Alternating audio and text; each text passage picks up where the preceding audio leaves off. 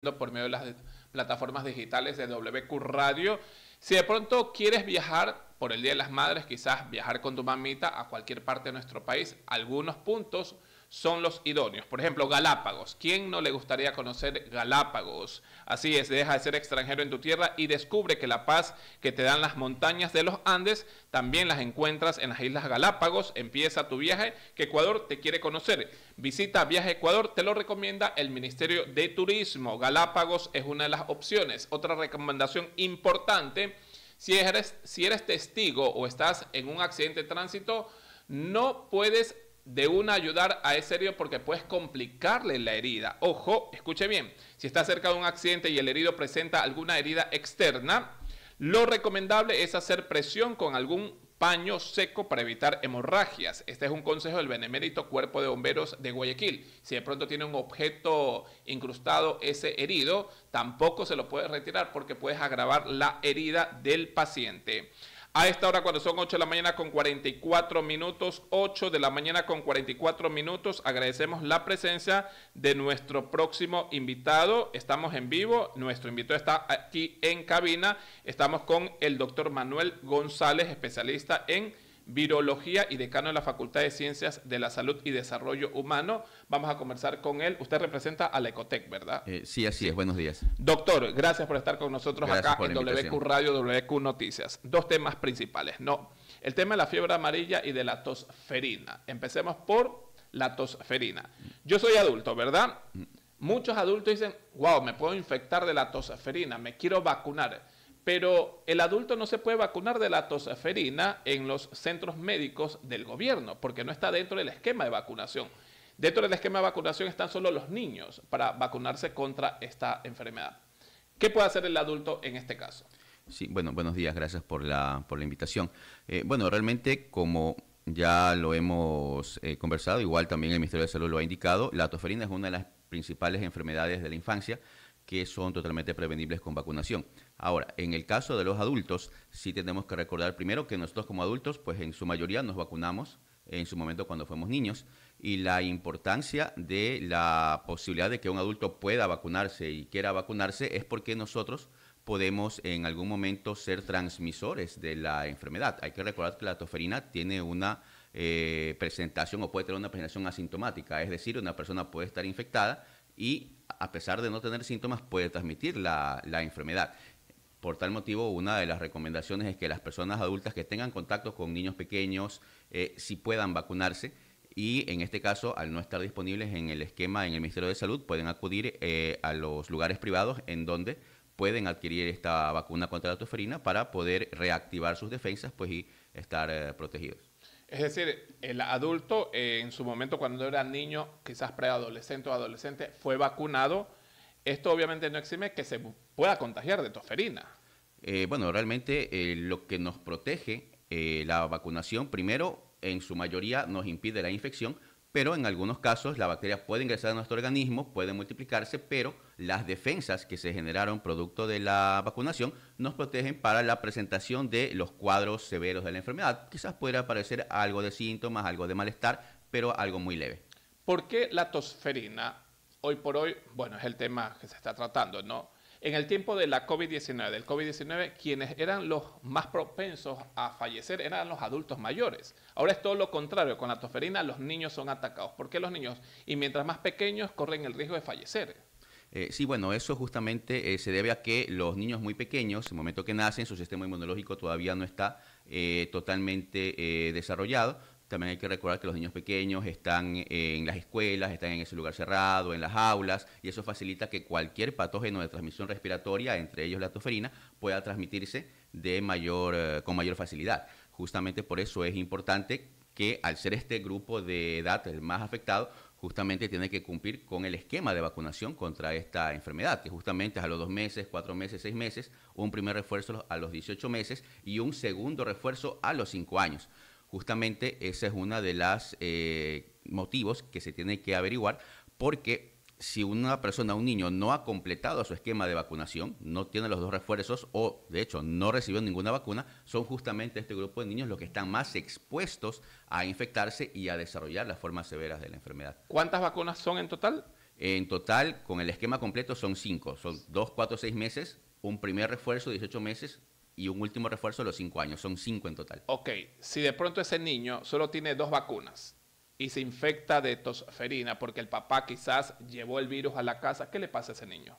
Bueno, ese niño, si es que entra en contacto con la bacteria, el niño puede infectarse, puede desarrollar síntomas de la enfermedad. Va a depender un poco de cómo esté su organismo en ese momento, cómo respondan las defensas al proceso de infección, y puede ser que desarrolle la enfermedad pero no sea tan grave, o puede ser que avance hasta la forma severa de la enfermedad. Ok, la tosferina se comienza el proceso de vacunación desde los 2 meses 2 meses, y exacto. concluye la última dosis, el refuerzo A los número 2 a los 5 cinco años, ¿verdad? Ahora, ¿qué pasa si de pronto en ese tiempo, hasta los 5 años, la mamita solo le puso, la mamá de un niño le puso 2 o 3 dosis, pero esa persona ya no tiene 5 años, sino tiene 11 años, 12 años? ¿Se puede vacunar o no se puede vacunar? Sí, la recomendación es que se vacune y complete el esquema de vacunación para que quede totalmente protegido. Primero, él como persona, para no infectarse, y segundo, para que si es que en algún momento entra en contacto con la bacteria, pues no la pueda transmitir. El padre y la madre, que si bien es cierto, hacen todo lo posible para que los niños tengan todas las dosis, pero quizás esa madre olvidadiza, no sé cuántas vacunas lleva mi hijo, cómo saber si de pronto le puse las 5 vacunas, cómo se maneja esto. ¿Hay un control, hay un registro en cada centro de salud? ¿El gobierno de pronto tiene ese registro? Bueno, cuando se realizan los procesos de vacunación, cada unidad de salud lleva un registro de todas las personas que se van a vacunar. Entonces anotan los nombres, edades, etcétera, de todas las vacunas que se van colocando. Muy aparte del carnet de vacunación, pues que le dan a todas las personas, a todas las mamás o papás que llevan a sus niños a vacunar.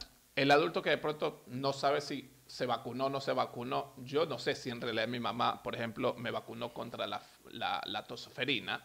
Acudo al centro de salud, obviamente donde siempre mi mamá me vacunó, y ahí puedo revisar. Pero aquel que no sabe, se puede vacunar ahora adulto, pero no en un centro público, sino privado, porque no está dentro del sistema de vacunación para ese adulto, ¿verdad? Sí, lo puede hacer. Realmente las vacunas son seguras, las vacunas no presentan, no es que nos vamos a enfermar por el tema de que nos colocamos la vacuna. Probablemente lo que pueda ocurrir es alguna reacción a la vacuna, como ocurre con cualquiera de estos procesos que se hace, quizás un poco de malestar, un poco de dolor en el sitio en donde se coloca la vacuna, pero nada más. Ahora, están exigiendo que los estudiantes vayan con mascarillas para evitar de pronto que el virus propague. Pero esto no es suficiente, ¿o sí? Bueno, es una de las medidas de prevención, porque realmente cuando hablamos de un contexto de incremento de casos de tosferina, realmente las medidas son múltiples y en diferentes vías, que van desde el diagnóstico, identificación temprana de casos para tratamiento y para evitar y cortar cadena de transmisión, los cercos epidemiológicos que se tienen que realizar para que evitar que la enfermedad se expanda, las medidas de prevención, entre las cuales está el uso de mascarillas, sobre todo en colegios, por el tema de los lugares cerrados y los niños que comparten esos lugares con escasa ventilación, con escasa recirculación de aire. Está también el lavado de manos frecuente con agua y jabón, el uso de alcohol y distanciamiento social.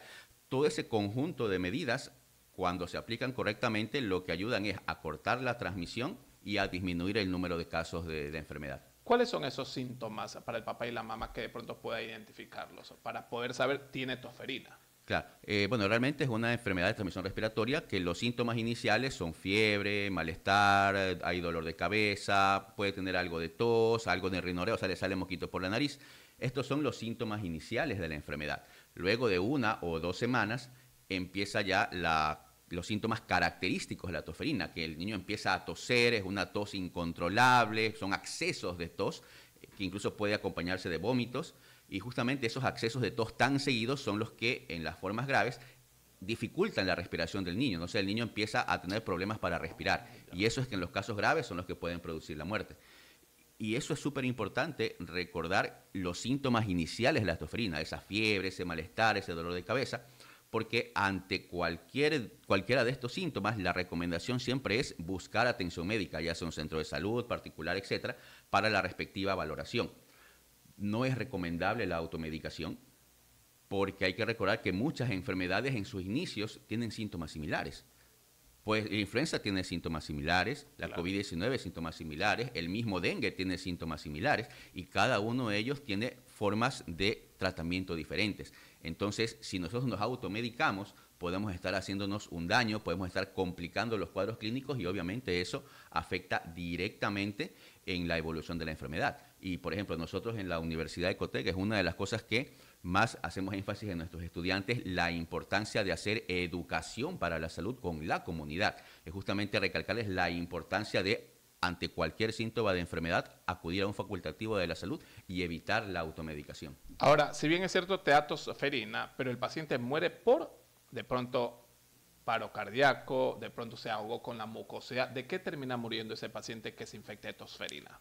Por lo general es por insuficiencia respiratoria. O sea, debido a los accesos de tos, el niño no puede respirar bien, no oxigena bien y al no tener una adecuada abastecimiento de oxígeno, pues empieza a haber ya el daño de órganos, daño a nivel de cerebro, riñones, etcétera, pues y ahí al final viene el fallecimiento. Y aquel niño o niña que es detectada con tosferina y llega a ese cuadro grave y de pronto durante el proceso de tratamiento en el hospital o en la clínica le salvan la vida, ¿pero queda con secuelas o no? Por lo general no. Si el niño es manejado adecuadamente, por lo general el niño se recupera completamente y no quedan secuelas de la enfermedad. Claro, va a depender también de el grado de afectación que tuvo el niño que tiene la enfermedad, ¿no? Si ya se detecta en una enfermedad ya bastante avanzada, en donde quizás ya hay afectación de otros órganos, como riñón, etcétera, ¿sí?, que se le da tratamiento y logra salir del cuadro, pero ahí habrá que ver si probablemente pudo quedar con alguna afectación riñón. Ya va a depender un poco de hasta qué nivel avanzó ese cuadro, y eso ya es un tema de análisis particular. Por ser niño, a mí se me pone la piel de gallina saber que ese niño a tan corta edad va a estar internado por una enfermedad, la tosferina. Pero al internar en los hospitales, ¿cómo es el tratamiento? ¿El niño es intubado? ¿Cómo es? O sea, depende un poco de la gravedad. Si se hace una identificación y diagnóstico temprano del caso, es decir, cuando el niño está con fiebre, con malestar y con algo de tos y se detecta tempranamente que es tosferina, eso tranquilamente con el uso de antibióticos es tranquilamente manejable y curable. Ahora, si aparece ya la forma severa de la enfermedad con la tos paroxística, etcétera, ya ese niño tiene que estar ingresado en el hospital, se ponen antibióticos más fuertes, sí, ya probablemente necesite otro tipo de medicamentos para atender el daño general que ese niño puede tener. Por eso siempre la recomendación es que ante la presencia de cualquier síntoma, inmediatamente acudir al médico para evitar que el cuadro avance y pueda complicarse después. Si una madre está embarazada, corre el riesgo de enfermarse o se enferma, ¿la madre se enferma, el bebé que está en el vientre también se enferma o cómo se da en este caso? Bueno, en este caso, cuando hay embarazo, todavía no está descrito la transmisión de madre a niño de este patógeno. Sin embargo, sí se recomienda, si es que la mujer embarazada no se ha vacunado o no ha completado su esquema de vacunación, sí se recomienda que se vacune, pero después de las 24 semanas. ¿Por qué? Porque por el tema de su embarazo se lo considera un grupo de atención prioritario. Qué bueno. Ahora hablemos de la fiebre amarilla. Si bien es cierto, hay menos casos porque la tosferina ya casi llega a los 400 casos acá en nuestro país y se habla de 11 niños muertos por la tosferina. La fiebre amarilla se habla de 4 o 5 casos y un fallecido, ¿verdad? ¿La fiebre amarilla no es tan peligrosa o sí es peligrosa? Hay que verlo desde diferentes puntos de vista. Primero, la fiebre amarilla es una enfermedad totalmente diferente a tosferina. La tosferina se transmite por vía respiratoria. La fiebre amarilla se transmite por la picadura de un mosquito. La tosferina es causada por bacteria, la fiebre amarilla es causada por un virus. La fiebre amarilla es una enfermedad que está circunscrita a la selva amazónica. Ahí es en los únicos lugares en donde hay circulación de fiebre amarilla entre los mosquitos y los monos. Los humanos normalmente nos infectamos es cuando entramos en contacto en los lugares en donde se está transmitiendo entre los monos el virus. O sea, la fiebre amarilla es de los monos. La fiebre amarilla, el lugar en donde circula y cómo se transmite actualmente está circunscrita a mosquitos y monos en la selva amazónica. Nosotros como personas nos infectamos cuando o vamos a un ecosistema en donde está transmitiéndose el virus, ahí es cuando el mosquito nos pica a nosotros y nos transmite la enfermedad. No hay circulación urbana de fiebre amarilla, por eso es que los 5 casos que me parece que han aparecido están circunscritos en las 2 provincias orientales, en Zamora y en Morona. Y por eso justamente una de las principales recomendaciones para tratar de disminuir pues, el número de personas infectadas y tratar de controlar ese pequeño brote, justamente está la vacunación de fiebre amarilla en las personas que viven en esos lugares en donde se han detectado estos casos. Ahora, ¿cómo identificar que tiene fiebre amarilla? ¿Por qué se llama fiebre amarilla? ¿El ser humano se pone amarillo? ¿Por qué? Bueno, de hecho sí, justamente porque el virus de la fiebre amarilla, cuando una persona está infectada, hay un periodo de síntomas iniciales en donde hay fiebre, malestar general, dolor de cabeza, dolor de las articulaciones. Después de un par de días ya aparece la fase de estado de la enfermedad, que son los síntomas característicos de fiebre amarilla, en donde hay gran afectación del hígado y producto de eso los ojos de la persona infectada se ponen amarillos. Y justamente por eso se llama fiebre amarilla, porque la persona infectada tiene los ojos amarillos, parecido a una hepatitis. Correcto. Por eso se llama virus de la fiebre amarilla. Para, de alguna forma, reconocer los síntomas, ya los dijo. Y para, de alguna forma, salvarse de la fiebre amarilla, también es la vacunación. Como es una enfermedad prevenible de vacunación, si nosotros nos ponemos la vacuna, que es una sola dosis y eso nos protege de por vida, o sea, si estamos vacunados no vamos a tener riesgo de infectarnos con fiebre amarilla. El problema está cuando no nos vacunamos y nos pica pues, un mosquito infectado con el virus. Ahora, una vez que desarrollamos, presentamos el cuadro clínico de la fiebre amarilla y sobre todo si no lo empezamos a manejar tempranamente, se puede complicar. Y ahí viene el inconveniente, porque la fiebre amarilla es una enfermedad que tiene una tasa de mortalidad que va del 20 al 50%. O sea, por poner un ejemplo, si infectan 10 personas, fallecen 2 o fallecen 5. Entonces, ese es uno de los principales problemas de la fiebre amarilla. Es una enfermedad totalmente controlable. ¿Cuáles son los síntomas? Al inicio hay fiebre, malestar, dolor de cabeza, dolores de músculos, dolores articulares. Más o menos eso son unos 3 días.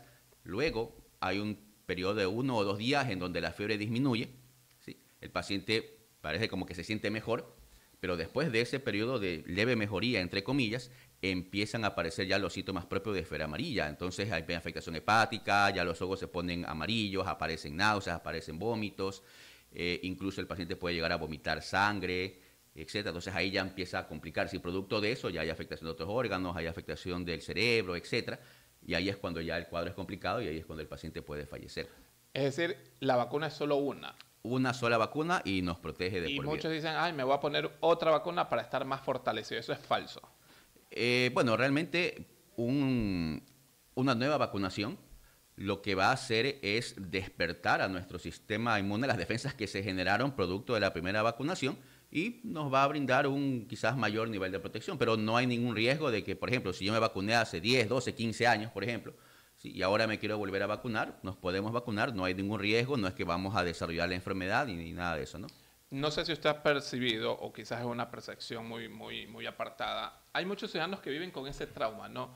Medio sienten como escalofrío, ya fiebre amarilla, ya es toferina. También se está creando eso, ¿no? Ese trauma en el ciudadano.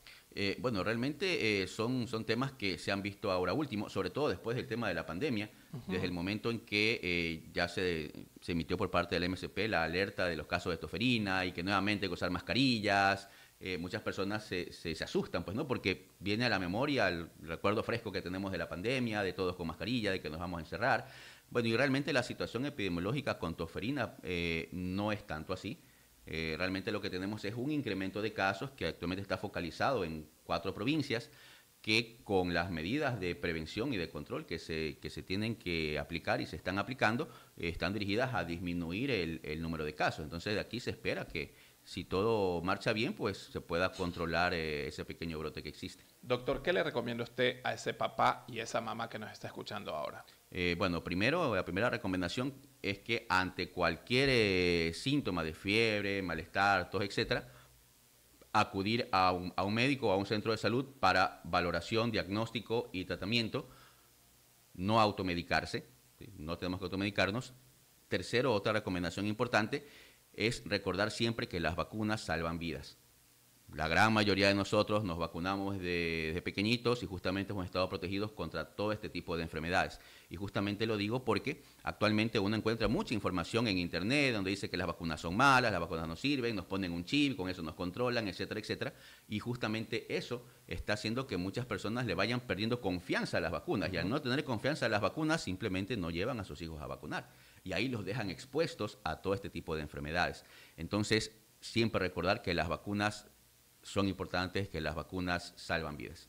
Sí, y hay que tener en cuenta que las brigadas de vacunación, que son 10 acá en Guayaquil o en Guayas, que ya están acudiendo a los centros de educación, el gobierno ha dicho, ok, si la mamita o el papá no quiere que su hijo se vacune, tiene que firmar un papel, un documento, soy la mamá de tal niño, no quiero que lo vacunen por esto y por esto y por esto, y firmar. Ya la responsabilidad también del papá y de la mamá, porque las vacunas son lo ideal para salvar la vida. Sí, de hecho, justamente, y también, bueno, hay que recordar que en la Constitución hay un derecho, pues, de que todas las personas tienen el derecho de decirle no a un tipo de medida de esto. Sin embargo, por eso una de las cosas que nosotros como personal de salud y también nosotros entrenamos en esto a nuestros estudiantes en Ecotec, es que nosotros, aparte de intervenir en las partes preventivas, en las partes curativas de las enfermedades a la población, también tenemos que ser educadores para la salud, tenemos que transmitir mensajes claros, sencillos, que sean fácilmente comprensibles de la importancia de temas como estos en la vacunación. Es algo que nosotros insistimos mucho en Ecotec para que nuestros estudiantes sean líderes y sean transmisores de este conocimiento hacia la comunidad. Gracias, doctor. Doctor Manuel González, especialista en virología y decano de la Facultad de Ciencias de la Salud y Desarrollo Humano de la Ecotec. Gracias por estar con nosotros. Listo. Muchas gracias por la invitación. Son exactamente 9 de la mañana con 4 minutos. Nos vamos a la siguiente pausa comercial. Tenemos más acá en WQ Radio. Ya volvemos. Gracias.